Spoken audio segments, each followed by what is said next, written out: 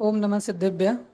सम्माननीय मंच और उपस्थित श्रोतागण, मैं खड़े रहकर ही अपना वक्तव्य दूंगा, क्योंकि बैठ जाऊंगा तो समय का पता नहीं चलेगा, कब घंटा हो जाएगा, है ना। गद्दी की महत्ता ऐसी होती है कि बैठ जाएं तो समय का पता नहीं चलता है।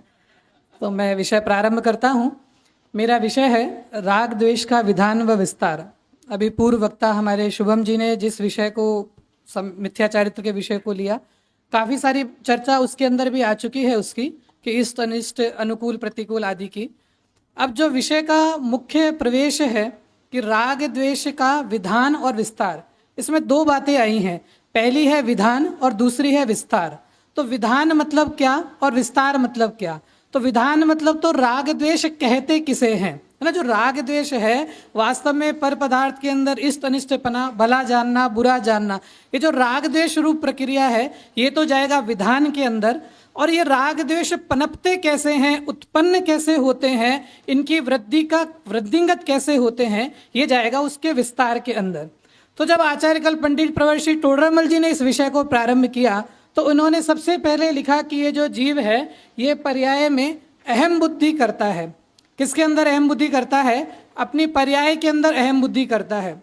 और ये पर्याय जो ली है यहाँ पे, वो पर्याय पंडित जी कौन सी पर्याय ले रहे हैं? असमान जाति जो द्रव्य पर्याय है उस पर्याय को यहाँ पे पंडित जी ले रहे हैं, है ना। जो मैं आत्मा हूँ और जो देह है, इस देह को ही मैं मानना, मतलब मैं दर्पण के सामने खड़ा हूं और दर्पण के अंदर जो प्रतिबिंब दिख रहा है उस प्रतिबिंब को ही मैं मान रहा हूं। ये उस असमान जाति पर्याय के अंदर जो तन्मयपना है उस पर्याय को यहाँ पे पंडित जी ले रहे हैं। कि जो प्रवचन सार के अंदर लिखा है गे तत्व प्रज्ञापन में, पज्जे पूड़ा ही पर समया, अर्थात ये जो प्राप्त पर्याय में तन्मयपना है कि ये जो जीव है, ये जीव इस पर्याय के अंदर अहम बुद्धि, है ना, जो अपनी अहम मतलब मैंपना, इस मैंपने की जो बुद्धि धारण करता है, उस बुद्धि के कारण आपको सामने दिख रहा है कि जो आत्मा है ये अपने शरीर के अंदर अहम बुद्धि धारण करता है।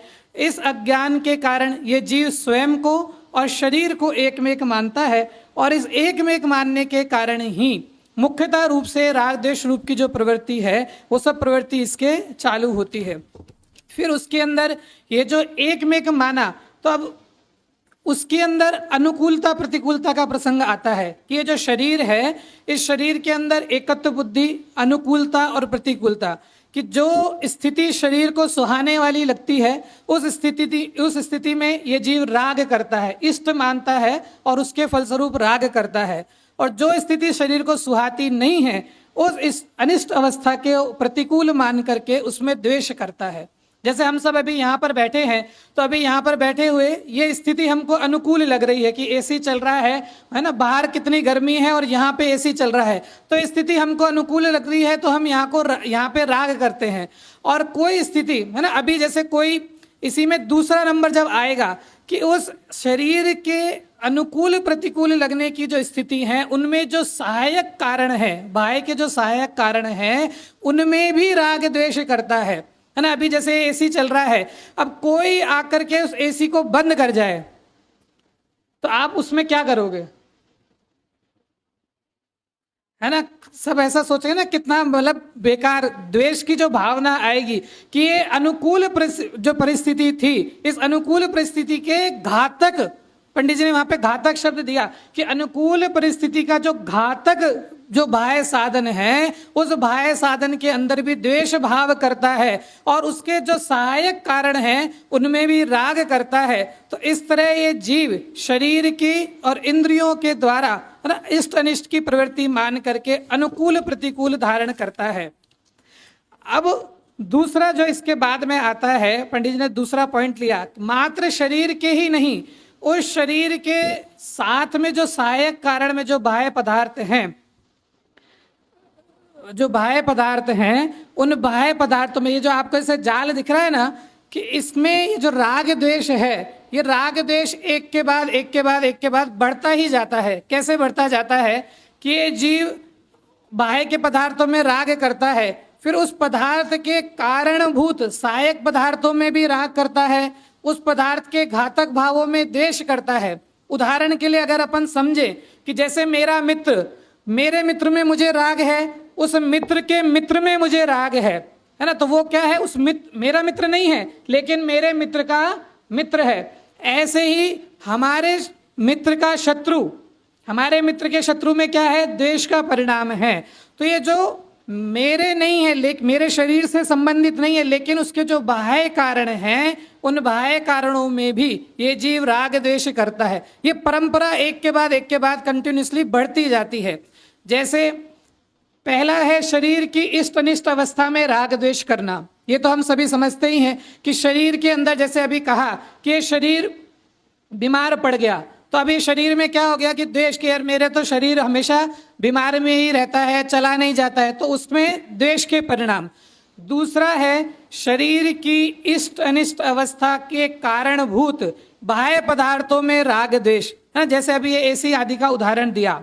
और तीसरा है शरीर की इष्ट अनिष्ट अवस्था के कारणभूत बाह्य पदार्थों के सहायक निमित्तों के अंदर राग द्वेष करना।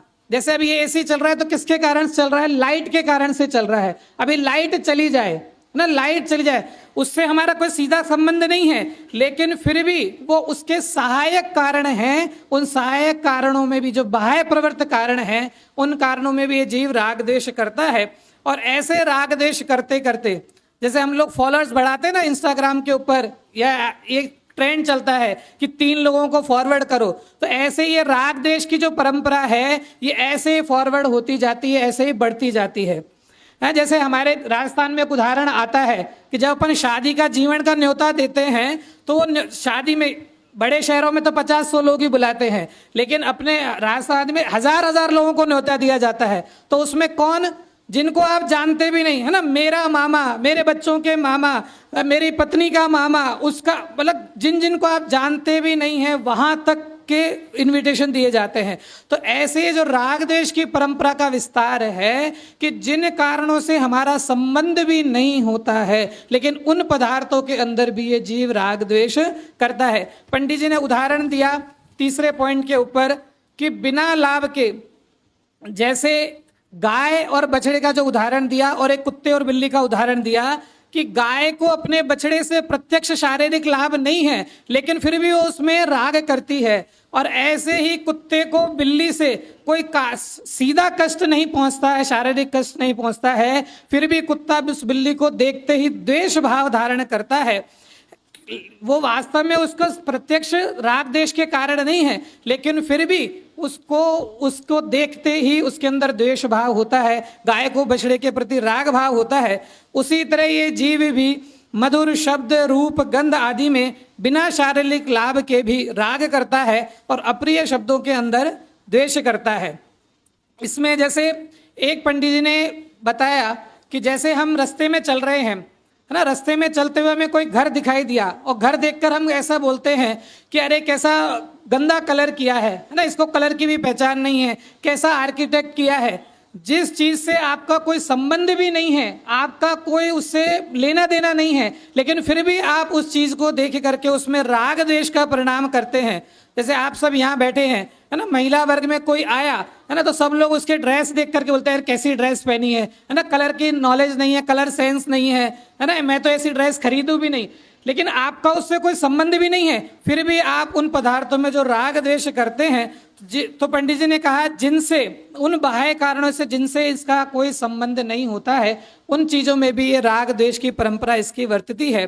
फिर शिष्य ने प्रश्न किया कि ये जो शरीर की अवस्था के मूलभूत कारण है ना, इसमें इष्ट अनिष्टपना क्यों मानता है, मतलब इस इष्ट अनिष्टपना तो स्वतः ही माना जाता है, तो इसका कारण क्या है।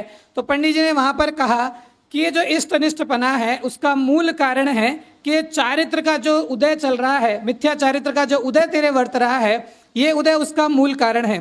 पंडित जी ने नवे अधिकार में भी कहा कि एक कार्य के होने में अनेक कारण मिलते हैं। वही बात यहाँ भी बताई कि एक कार्य के होने में अनेक कारण मिलते हैं, उसके अंदर जो बलवान कारण है ना, जो तेरे ये राग द्वेष उत्पन्न हो रहे हैं, उन राग द्वेष की उत्पत्ति का जो बलवान कारण है, वो बलवान कारण तो तेरा मिथ्या चारित्र, चारित्र मोहिनी का उदय ही है। और उसके साथ में निमित्त रूप में ये जो बाह्य साधन मिलते हैं वो तो निमित्त मात्र हैं। जैसे गुरुदेव श्री के पास जो प्रश्न आता था कि गाड़ी पानी से चलती है कि पेट्रोल से चलती है, प्रश्न समझ में आया? गाड़ी पानी से चलती है कि पेट्रोल से चलती है? भैया प्रश्न ये नहीं है कि गाड़ी पानी से चलती है कि पेट्रोल से चलती है, प्रश्न तो ये है कि गाड़ी पेट्रोल से चलती है कि नहीं चलती है। तो वहां जो बताया कि ये जो पेट्रोल आदि निमित्त आदि तो ये बाह्य कारण है, लेकिन वहां जो बलवान कारण जो लिया गया वो क्या है कि वो जो क्रियावती शक्ति है, वो क्रियावती शक्ति उसका बलवान कारण है। उसी प्रकार यहाँ पर बताते हैं पंडित जी कि कोई भी कार्य कई कारणों से होता है। नेक्स्ट करेंगे। कोई भी कार्य अनेक, इसके बाद वाला, हाँ, अनेक कारणों से होता है। वहां पे उदाहरण रूप में बताए कि जो मुनिराज हैं, है ना, मुनिराज के बाह्य में राग द्वेष के अनेक कारण मिलते हैं। जैसे मुनि पार्श्वनाथ के ऊपर कमट का संवर का उपसर्ग, सुकुमाल मुनिराज के ऊपर उपसर्ग, सुकौशल मुनिराज के ऊपर उपसर्ग, कि आपको बाह्य कारण तो दिखाई दे रहे हैं लेकिन फिर भी वहां द्वेष आदि के परिणाम दिखाई नहीं देते। लेकिन हमारे, है ना, बाह्य कारण नहीं दिखाई देने पर भी हमारे राग द्वेष निरंतर वर्तता है। तो पंडित जी कहते हैं कि उसका बलवान कारण तो तेरे जो चारित्र मोहिनी का जो उदय है, तेरे जो मिथ्या चारित्र का उदय है, वो तेरा बलवान कारण है। क्योंकि अगर उसको बलवान नहीं माने, इन बाह्य कारणों को ही बलवान माने, तो पूरा कंट्रोल बाह्य कारणों में चला जाएगा। तो इससे तेरा मोक्ष भी, है ना, मोक्ष के ऊपर भी प्रश्न उठेगा। क्योंकि अगर कर्म आदि के ऊपर, कर्म आदि को जो बलवान मानेंगे तो इस जीव का मोक्ष कैसे संभव है। फिर उसके बाद पंडित जी ने बताया कि मिथ्या चारित्र का जो स्वरूप है उसको कषायों के अनुसार उन्होंने वर्गीकृत किया कि उसमें जो 25 कषाय, जो अभी नाम भी आए अपने, जो 25 कषाय जो हैं, है ना, अनंतानुबंधी आदि कषाय, फिर हास्य, रति, अरति, शोक, भय, जुगुप्सा, स्त्री वेद, पुरुष वेद, नपुंसक वेद, ये सब जो कषाय आदि के परिणाम लिए कि ये वास्तव में मिथ्या चारित्र क्या है कि मिथ्यात्व के सहित जो भी राग द्वेष के परिणाम हो रहे हैं वो सब राग द्वेष सहित परिणति का नाम मिथ्या चारित्र है। और ये मिथ्या चारित्र में जो चारित्र का उदय वर्त रहा है, ये चारित्र का उदय ही इस राग देश के विस्तार का मुख्य कारण है ना। राग देश का विस्तार जो विषय है ना, इसका मुख्य कारण ये तेरे चारित्र मोहिनी का उदय वर्तता है ना। जैसे एक तो करेला और एक ऊपर से नीम चढ़ा, मतलब एक तो अभी अज्ञानी अवस्था और उसमें भी चारित्र मोहिनी का उदय, है ना। एक तो बाह्य में राग द्वेष के परिणाम रूप निमित्त और उसके साथ में चारित्र मोहिनी का तीव्र उदय, तो वो उदय तेरे राग द्वेष का मुख्य कारण बनता है। ये सभी 25 जो कषाय भाव हैं, ये सब मोह के अधीन होने के कारण वास्तव में इन्हें मिथ्या चारित्र ही कहा जाता है। और ये मिथ्या चारित्र के जो परिणाम हैं, है ना, इनको प्रमाद के रूप में, कषाय के रूप में मूल कारण में दिया। अब अंत में इसमें जो इस राग देश के विस्तार से अंत जब पंडित जी करते हैं कि ये जो राग देश रूप 25 कषाय रूप जो विस्तार है, इसका जो फैलाव है, उस फैलाव में अगर तू जाएगा, है ना, संसार से जो फैलाव है वो हमेशा उलझने का मार्ग है और जो सिमटना है वो सिमटना आत्मानुभूति का मार्ग है। तो पंडित जी कहते हैं कि ये जो एक इंद्रिय जीव है ना, एक इंद्रिय जो सूक्ष्म जीव से लेकर पंचेंद्रिय मनुष्य तक के जीव हैं, यद्यपि एक इंद्रिय का जीव इंद्रियों के नाम को नहीं जानता, है ना, एक इंद्रिय के जीव को नहीं पता है कि स्पर्शन क्या है, घ्राण क्या है, चक्षु क्या है, कर्ण क्या है, वो इंद्रियों के नाम नहीं जानता, फिर भी अव्यक्त रूप से उनका उपयोग करता है। बिना शब्द जाने भी मैं स्पर्श करता हूं ऐसा भाव उसके रहता है। और यहाँ जो पंचेंद्रिय मनुष्य है वो नाम और ज्ञान होने पर भी, है ना, इंद्रियों से, धन से, परिवार से, इन सब से घोर जुड़ाव रखता है। इसकी वजह से इसके प्रति समय राग देश रूप क्रिया इसके प्रति समय चलती रहती है। और अंत में पंडित जी ने कहा कि इस मिथ्या चारित्र के साथ जितने भी राग देश रूप परिणाम हैं, चाहे वो राग रूप में हो, व्रत आदि रूप में क्यों नहीं हो, लेकिन ये सभी परिणाम मिथ्या चारित्र की श्रेणी में ही जाते हैं। जैसे समय सार के अंदर 151, 155 की गाथा में बताया है कि जैसे अज्ञानी के अज्ञान अवस्था में किए गए जितने भी व्रत आदि के परिणाम हैं, वो व्रत आदि के परिणाम बाल तप की श्रेणी में जाते हैं, वो तप और व्रत की श्रेणी में काउंट नहीं होते। उसी प्रकार मिथ्या चारित्र के सहित जितने भी ये तेरे परिणाम चल रहे हैं, ये परिणाम वास्तव में, है ना, अंत उदाहरण देता, एक उदाहरण देकर समाप्त करता हूं जैसे हम जैसे एक छोटी टीम बनाते हैं ना क्रिकेट की, हमने एक छोटी टीम बनाई, हम 5-10 लोगों ने, और उन 5-10 लोगों की टीम में हम बड़े बड़े खेल रहे थे और एक मेरा छोटा सा भाई आया और उस भाई ने बोला मुझे भी खिलाओ, मुझे भी खिलाओ। अब हम उसको मना नहीं कर सकते क्योंकि वो रोने लग जाएगा। अब उसको खिला लिया, लेकिन हम उसको खिला के क्या क्या बोल देते हैं उसको कि ये क्या है, कच्ची कौड़ी है, कच्चा नींबू है ना। वो कच्चा नींबू है तो खेल तो रहा है, वो दौड़ भी रहा है, कैच भी पकड़ रहा है, रन भी मार रहा है, खेल सब कुछ कर रहा है, लेकिन उसके रन काउंट होंगे कि नहीं होंगे? उसकी जो वो कैच लेगा वो काउंट होगा कि नहीं होगा? नहीं होगा। उसी प्रकार अज्ञान अवस्था में तेरे जो किए गए परिणाम हैं वो परिणाम सम्यक रूप से काउंट नहीं होते हैं। उसी प्रकार अंत में ये जो जीव है, ये जीव अगर वास्तव में राग द्वेष के विस्तार से बचना चाहता है तो एक सहज रूप में जो आत्मानुभूति का जो मार्ग, सिमटने का जो मार्ग बताया है कि अपने जो तू अहम बुद्धि करता है अपने शरीर में और अपने आत्म तत्व में, उस अहम बुद्धि को छोड़ और इन अंतर बाह्य पदार्थों में, बाह्य पदार्थों के निमित्त आदि में राग द्वेष को ना करते हुए अपने वास्तविक जो द्रव्य स्वभाव है उस द्रव्य स्वभाव को जान, इस मिथ्या चारित्र का नाश कर और सम्यक चारित्र की प्राप्ति कर। इसी भावना के साथ मैं अपनी बात समाप्त करता हूँ।